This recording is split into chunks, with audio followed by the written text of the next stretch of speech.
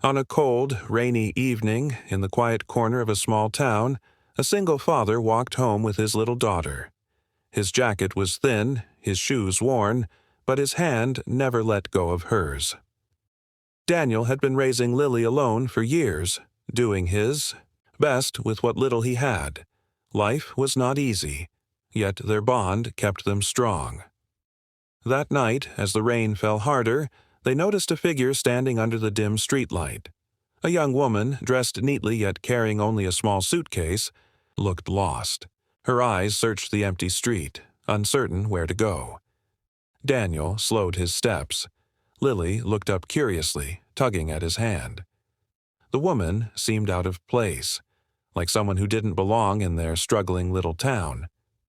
But there she stood, shivering, alone, and without shelter. Daniel had a choice: walk past and return to his small home, or stop and offer kindness to a stranger. He could not know that this decision, made in the rain of an ordinary night, would change his life forever. Daniel did not walk past. He stopped, turned to the young woman, and spoke gently. "Are you all right? Do you need a place to stay until the rain passes?" The girl looked surprised. For a moment she hesitated, as though unsure if she could trust him. But the storm was growing stronger, and she had nowhere else to go. Softly, she nodded. That is how, on that rainy night, Clara followed Daniel and little Lily to their modest home. The house was small, built of old wood that creaked with every step. The walls were bare, the furniture worn. Yet there was a warmth inside, a feeling of safety, of family, even within the struggle. Daniel placed a pot of thin soup on the table. It was not much, but it was all he had. He motioned for Clara to sit. Lily, with her innocent smile, swung her legs beneath the table and whispered, "Daddy always makes the best soup." Clara smiled faintly, touched by the child's sweetness. She sat down carefully, setting her suitcase by her side as though afraid it might be taken. She was used to grand rooms, rich meals, and glowing chandeliers. Yet tonight, in this tiny home, she felt something different, something quiet, something real. And Daniel, though he did not know who she truly was, offered her kindness without question. Later that night, Clara sat alone in the small room Daniel had given her. The walls were plain, the ceiling low, and the window rattled faintly with the sound of rain. It was far from the grand comfort she was used to, yet it felt strangely calming. Her suitcase rested at her side, filled with clothes and belongings worth more than everything in this house. But Daniel had not asked about it. He had not questioned who she was or where she came from. Instead, he had simply said, "You can rest here. It's not much, but it's safe." Clara sat quietly, listening through the thin wall. She could hear Lily's soft laughter, followed by Daniel's gentle voice telling her a bedtime story. Their voices were filled with warmth, an ordinary father and daughter sharing a simple night together. Clara's chest tightened. She came from a world of money and luxury, yet her home had never sounded like this. Her life was filled with wealth, but it had always been silent, cold, and distant.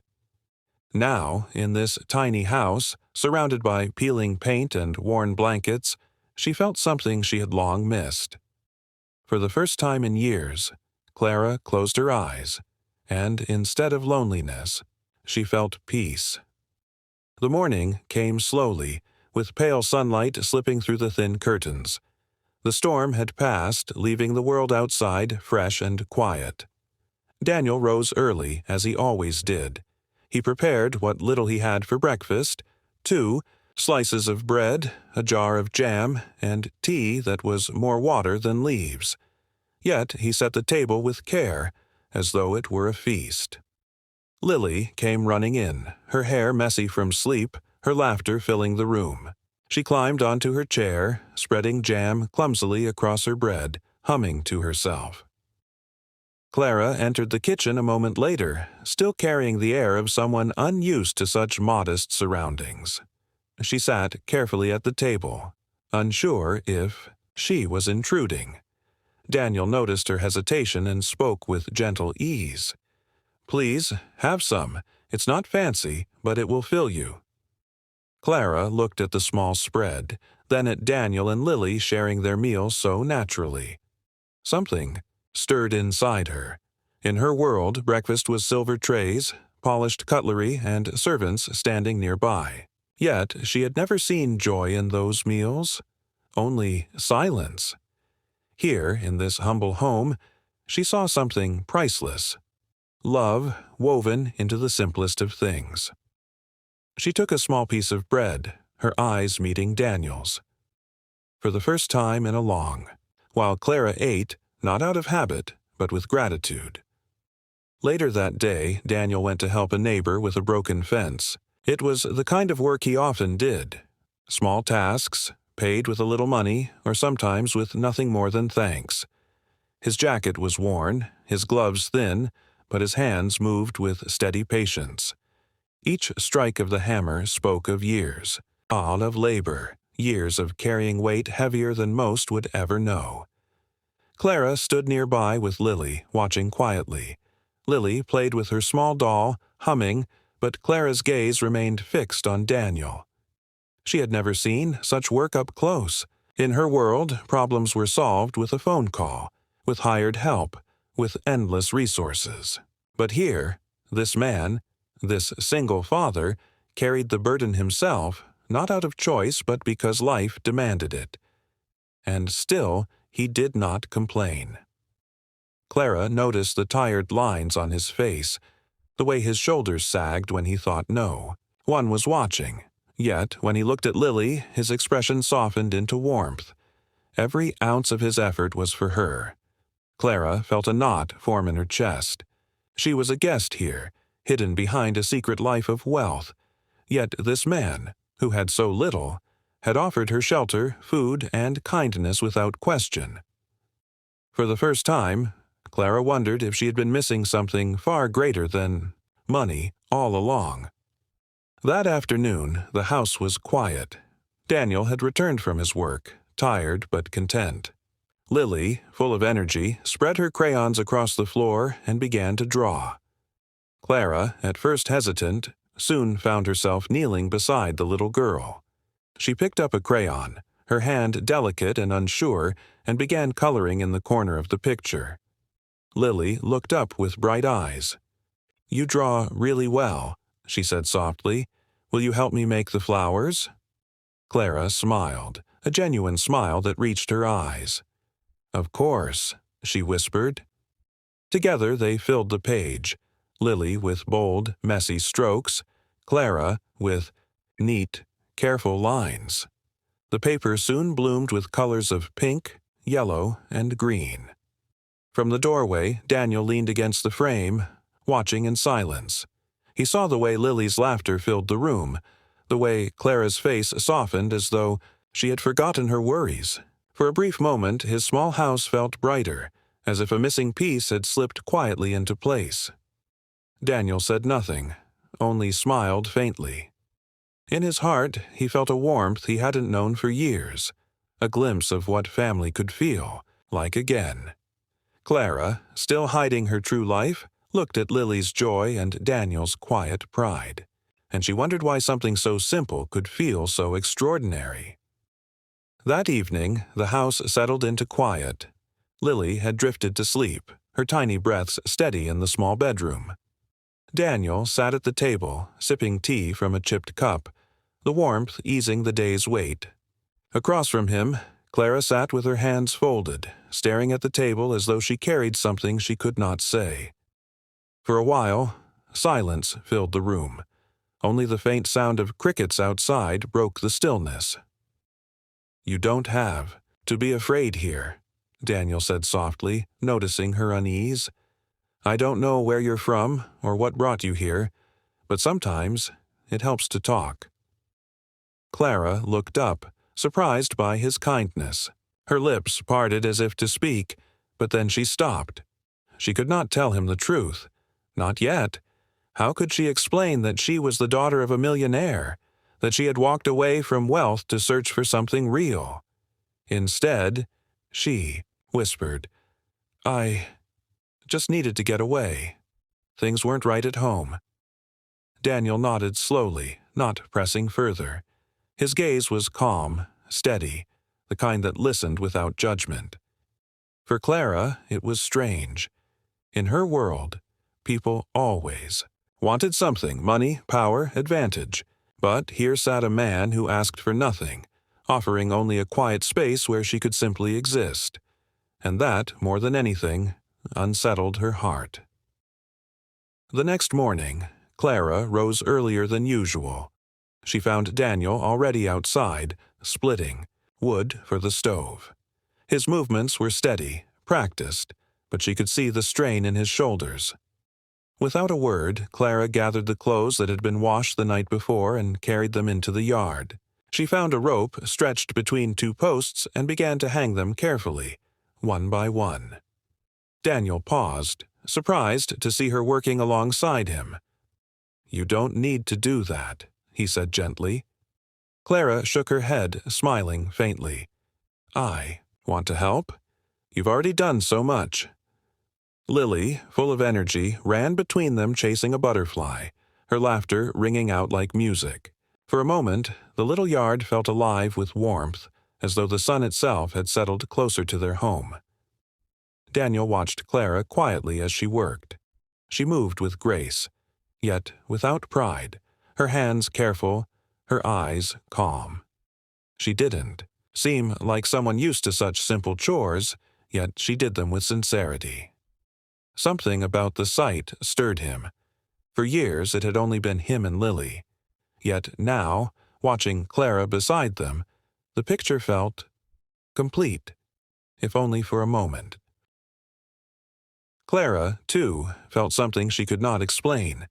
This life of simplicity, of small efforts shared together, it felt strangely right. For the first time in years, she felt like she belonged somewhere. That night, after Lily had gone to bed, the quiet returned once more. The little house seemed to breathe with silence, the walls carrying the soft sounds of the night outside. Daniel sat on the couch, shoulders heavy, eyes distant. Clara, sensing his weariness, sat nearby. She pulled her knees close, her expression gentle, as if waiting for him to speak.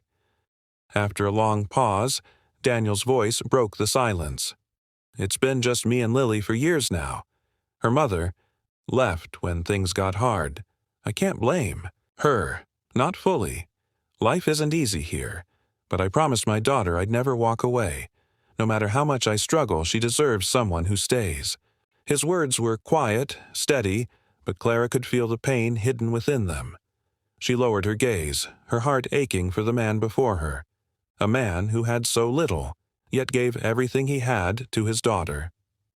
"You're strong, Clara." "Ah," whispered. "Most people would have given up." Daniel shook his head faintly. "I'm not strong. I just love her more than anything. That's all."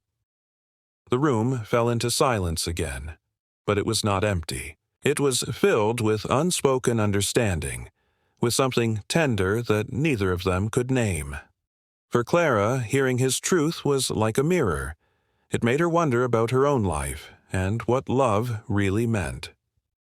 The next day, the quiet rhythm of Daniel's world shifted.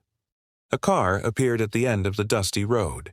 Not just any car, but a sleek, black machine that did not belong in this humble town. Its polished surface caught the sunlight, drawing every eye that passed. From the car stepped two men in dark suits. Their shoes shone, their movements sharp and purposeful. They looked like strangers from another world, because they were. Inside the small house, Clara froze. She stood at the window, peeking through the curtain, her heart pounding. Daniel, noticing her sudden stillness, stepped closer. "Do you know them?"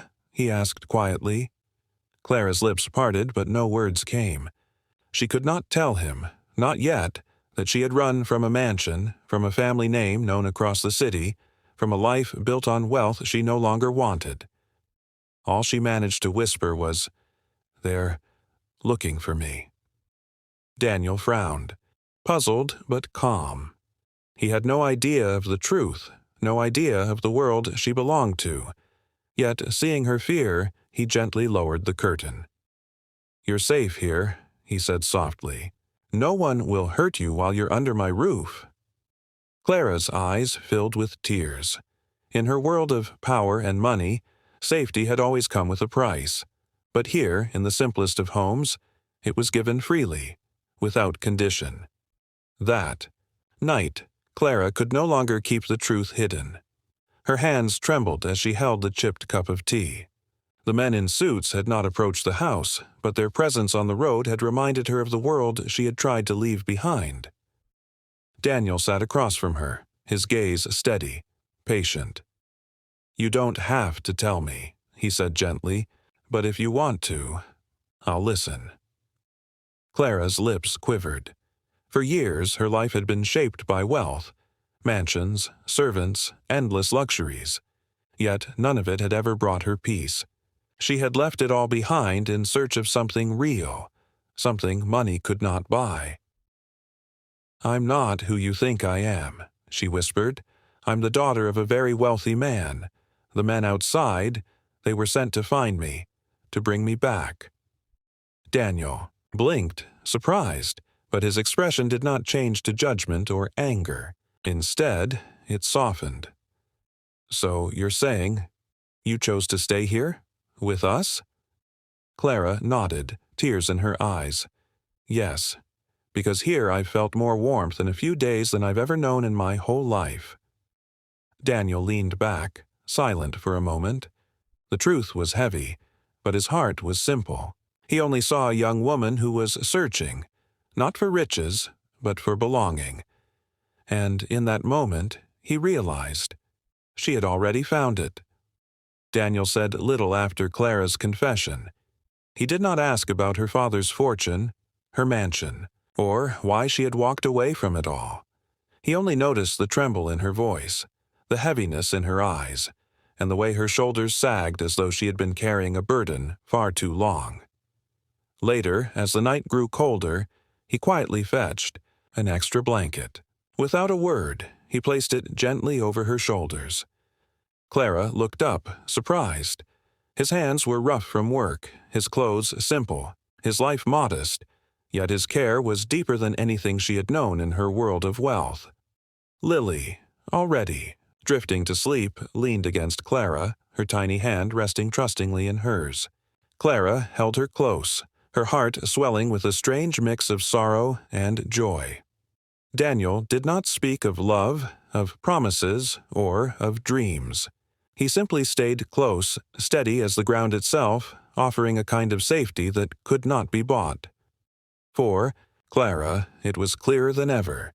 The life she had run from was rich in money, but poor in love. This small house, though fragile and simple, overflowed with the one thing she had longed for most: genuine care. And in that quiet evening, as the fire glowed and Lily slept peacefully, Clara realized she did not want to leave. Not now. Not ever. The quiet life Daniel had offered could not stay hidden forever. One afternoon, the black car returned. This time, it did not wait at a distance. It stopped directly outside Daniel's small home. From it stepped a man older in years, yet sharp in presence. His suit was flawless, his shoes untouched by dust. His eyes searched the yard with the certainty of someone used to being obeyed. Clara froze in the doorway. Her heart clenched. She knew him instantly. Her father. Behind him, the suited men stood like shadows, ready to escort her back. Daniel stepped forward calmly, his hand resting lightly on Lily's shoulder. He did not know the full weight of this moment, but he could see Clara's fear, her hesitation. "Clara," her father's voice was stern, heavy with authority. "You've caused enough trouble. Pack your things. You're coming home." Clara's throat tightened. Her eyes darted to Daniel, then to Lily, then back to her father. "I don't want to go back," she whispered, her voice trembling yet steady. Not to that house. Not to that empty life. Her father's brows furrowed as if her words were nonsense. You're my daughter. You belong in our world. Clara shook her head, stepping closer to Daniel. No, Father.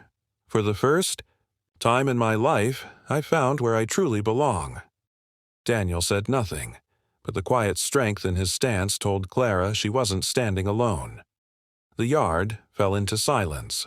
The weight of choice pressed down on Clara's heart like a stone. Her father's eyes were sharp, his voice firm. Clara, you don't understand. Everything you need, safety, comfort, a future, waits for you at home. This place, this man, cannot give you the life you deserve. Daniel stood quietly, saying nothing. He knew he had little to offer, no fortune, no mansion, no security beyond his love and his work-worn hands, yet he did not step aside. Lily's small hand tugged at Clara's. The child's eyes, wide with innocence, whispered more than words could. Don't leave us. Clara's heart broke open. For years she had been surrounded by riches, but never love. For days she had lived in Daniel's world, poor in possessions, yet rich in warmth. Her father waited, his hand raised toward the car, but Clara turned instead, reaching back.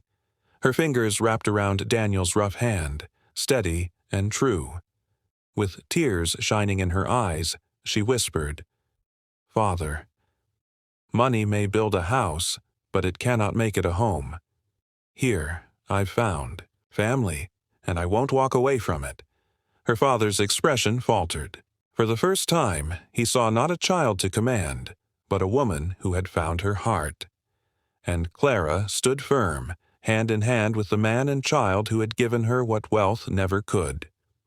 The silence lingered in the yard, broken only by the rustle of leaves in the evening breeze.